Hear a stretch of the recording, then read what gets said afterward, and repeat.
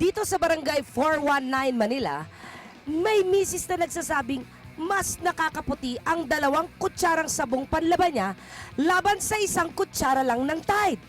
Handa silang magbigay ng 1,000,000 piso kung mapapatunayang mas nakakaputi ang 2 kutsara ng sabong panlaban ni misis laban sa 1 kutsara lang ng Tide.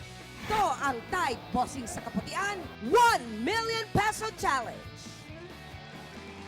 Ang hinamon, Dory Mariano. Ate Dory, ikaw ba siguradong-sigurado na kakayanin ng 2 kutsarang sabong panlaban mo ang 1 kutsara ng Tide? Yes, kaya-kaya ko to! Para mas matindi ang labanan, magtawag pa tayo ng ibang misis na kakampi sa 2 kutsara ng sabong panlaban ni Dory Mariano.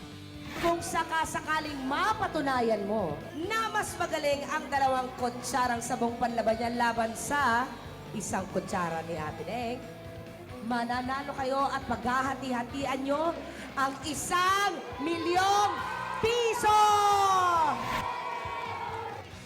Let's watch and learn. Ilagay na ang 2 kutsara ng iyong sabong panlaba. 1, 2. 1 kutsara lang ng Tide.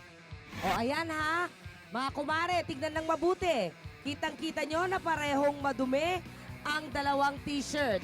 Ilulublog na natin ang maduduming t-shirt sa tubig.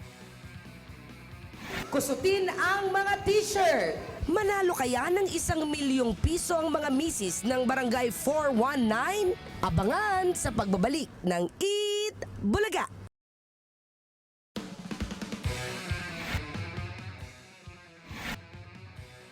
Oras na para sa big reveal. Itaas natin ang t-shirt. 1 kutsara ng Tide.